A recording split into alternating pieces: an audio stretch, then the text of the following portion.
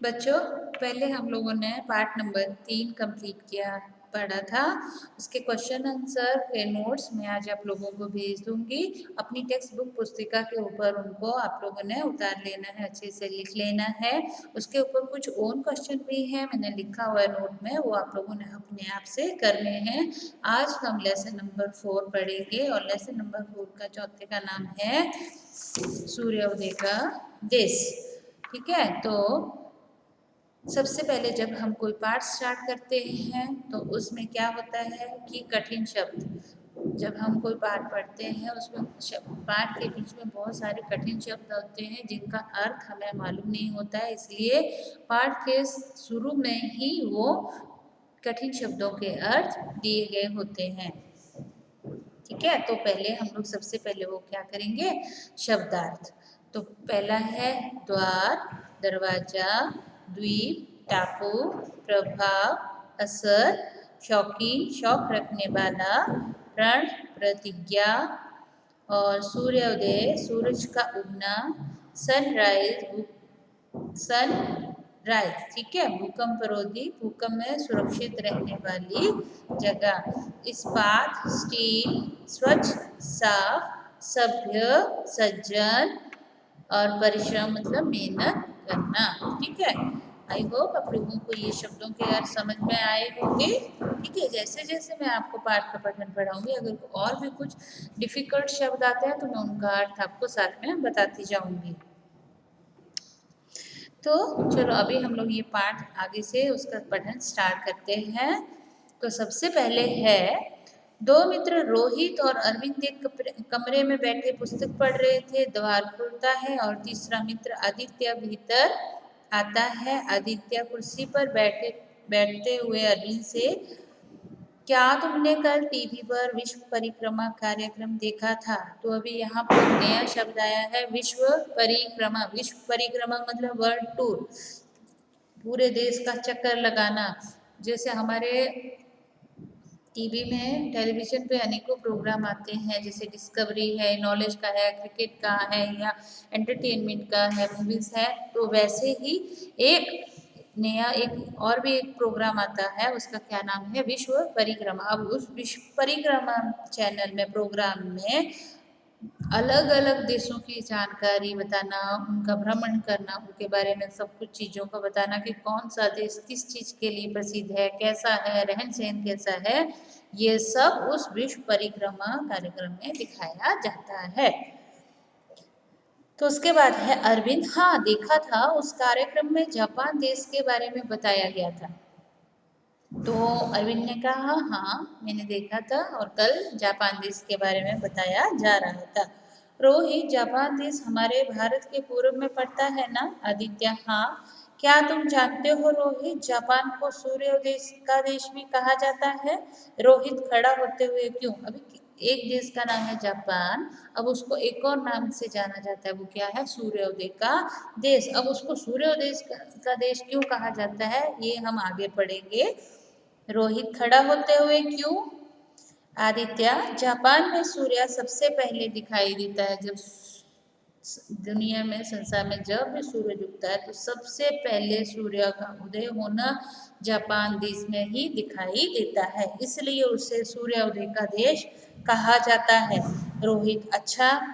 Aditya, Japan बहुत छोटे छोटे द्वीपों से मिलकर बना है, इसलिए उसे द्वीपों का देश भी कहते हैं। आदित्य ने अभी एक और नॉलेज का बात बताया कि जापान में बहुत सारे छोटे छोटे आइलैंड हैं, इसलिए उन्हें द्वीपों का देश भी कहा जाता है। जापान में अनेक ज्वालामुखी भी हैं। उन्होंने उस विश्व परिक्रमा प्रोग्राम में इतनी सारी चीज़ों का नॉलेज दिया, जैसे जापान को एक और दूसरा नाम है सूर्योदय, उसके बाद एक और बताया द्वीपों का देश, फिर उन्होंने बताया कि ज्वालामुखी में जापान में बहुत सारे ज्वालामुखी भी हैं। अरविंद, हाँ वहाँ 200 से ज़्यादा ज्वालामुखी है, वैल्कनो। कितना? 200, 200 से भी ज़्यादा वहाँ पर ज्वालामुखी हैं। उनमें से कुछ क्रियाशील हैं। क्रियाशील मतलब जो काम कर रहे हैं, मतलब क्रिया कर रहे हैं। ठीक है, और कुछ शांत हैं। अभी कुछ उनमें कुछ हलचल नहीं है, वो एकदम शांत हैं। फ्यूजियामा जापान का एक प्रमुख ज्वालामुखी है, और जितने भी ज्वालामुखी जापान में, उनमें सबसे प्रसिद्ध जो है वो कौन सा है? फ्यूजियामा। वह कई सौ वर्षों से शांत है। उसके आसपास अनेक झीलें हैं। कल टीवी पर बर्फ से ढका फ्यूजियामा भी दिखाई गया था। ठीक है, तो जो फ्यूजियामा है उसके आसपास की बहुत सारी झीलें, नदियां बहती हैं। कल टीवी पर बर्फ से ढका, अभी वो ज्वालामुखी किससे? बर्फ से हमेशा ढका रहता है, तो वो भी उस प्रोग्राम में दिखाया गया था। रोहित, वहां इतने सारे ज्वालामुखी हैं, तो क्या उनके फटने से भूकंप भी आते हैं? अब जिस देश में ज्वालामुखी हैं, तो वो जब वो काम क्रिया करते हैं, जब वो ज्वाला उनसे बैलकर निकलता है, तो फिर क्या होता है? जब वो फटते हैं तो भूकंप के झटके, अर्थक्वेक होता है। तो वो पूछता है कि क्या जापान में होता है? आदित्य, हाँ, जापान में अक्सर भूकंप आते रहते। अक्सर मतलब रेगुलर, ऐसे कंटिन्यू आते ही रहते हैं। भूकंप से बचाव के लिए वहां के लोग लकड़ी के घर बनाते हैं। शहरों में जो विशाल इमारतें बनी हैं वे सभी भूकंप रोधी हैं, जिन पर भूकंप का प्रभाव नहीं पड़ता। तो आदित्य ने कहा कि हाँ, जापान में अक्सर थोड़े थोड़े दिनों में, थोड़े थोड़े समय के बाद भूकंप होते ही रहते हैं, अर्थक्वेक, उनके झटके लगते ही रहते हैं। लेकिन वहाँ के लोगों ने, अभी वो इतने सारे ज्वालामुखी हैं, तो उन्होंने अपने आप को बचाने के लिए वहाँ पे ऐसे भूकंप रोधी घरों का निर्माण किया है, ऐसे इमारतें बनाई हैं कि जब अगर भूकंप के झटके लगते भी हैं तो उन पे कुछ भी असर नहीं होता है। उन्होंने ऐसी ऐसी चीजों का निर्माण किया हुआ है कि जिन पर भूकंप का कोई प्रभाव भी नहीं दिखता है। ओके, नेक्स्ट है अरविंद। जापान में खनिज पदार्थ कम पाए जाते हैं, फिर भी वहाँ दुनिया के अन्य देशों के मुकाबले अधिक उद्योगों का विकास हुआ है। वहाँ जहाज, इस्पात, सूती कपड़ा, बिजली के यंत्र और कारों का खूब निर्माण होता है। अब वो लोग वहाँ की जो इकोनॉमिक स्थिति है उसके बारे में वो बात कर रहे हैं कि वहाँ पर अन्य देशों के मुकाबले कितने सारे उद्योग धंधे चालू, उनका विकास हुआ है उनका। वहाँ पर जहाज, इस्पात, सूती कपड़ा, वहाँ पे कपड़ों की मिलें हैं, बिजली के पूरे जो बिजली का इंस्ट्रूमेंट तैयार होते हैं वो सब, कारों का अलग अलग न्यू न्यू ब्रांड्स की कार, हर चीज वहाँ पे बनाई जाती है, उनका निर्माण किया जाता है। रोहित, वहाँ के लोगों का रंग रूप और स्वभाव कैसा है? अब वो लोग, वहाँ के लोगों का रंग रूप कैसा है, स्वभाव कैसा, नेचर के ऊपर बात करते हैं। तो आदित्य कहता है जापानियों का रंग गोरा होता है, वे छोटे कद वाले और सुंदर होते हैं, वे सभ्य होते हैं और मीठा बोलते हैं। अब आदित्य जापानियों के बारे में बता रहा है कि वो लोग छोटे कद के, लेकिन उनका रंग रूप बहुत फेयर गोरे होते हैं।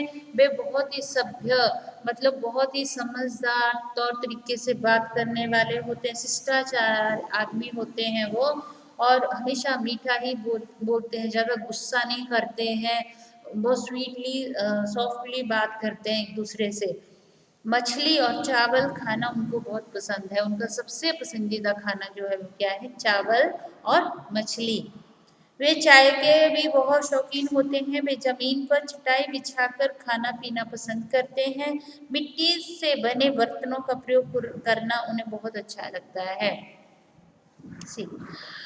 वहाँ के लोग जो है, हम अपने इसमें डाइनिंग टेबल, हमारी भी संस्कृति ऐसी ही थी पहले कि हम लोग भी पहले खाना खाना है तो नीचे बैठ के चटाई पे, आज भी कई जगहों पे लोग ऐसे ही खाते हैं, क्योंकि कहते हैं कि जमीन पर बैठ के चटाई बिछा के अगर खाना खाएंगे तो वो बहुत ही अच्छा, हमारे सेहत के लिए अच्छा रहता है।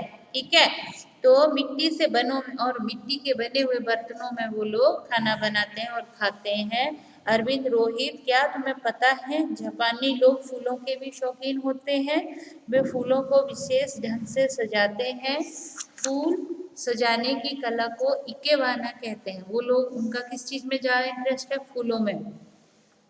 ठीक है, और उस कला को वो अलग अपने घरों में सजाना, उनके हार बनाना, अलग अलग उनको कला का रूप देते हैं। तो उस कला को क्या कहा जाता है? इकेबाना। जापानी लड़कियों के लिए इस कला को जानना बहुत आवश्यक होता है। जो जैसे हमारे यहाँ लड़कियों को बोलते हैं ठीक है, एजुकेशन के साथ घर का कुछ काम भी आना चाहिए, कुकिंग वगैरह भी आना चाहिए, उनका कैसा बात करना है, ये सब तौर तरीके बच्चों को सिखाए जाते हैं। तो जापानी लड़कियों को भी सबसे ज़्यादा जो कला है उसका जानना आवश्यक है, वो क्या है? इकेबाना। ठीक है, यहाँ तक हो गया आपका लेसन नंबर 4 का पार्ट 1। उसके बाद पार्ट 2 में आपका जो बाकी का बच्चा है, मैं वो वीडियो आप लोगों को सेंड कर दूँगी।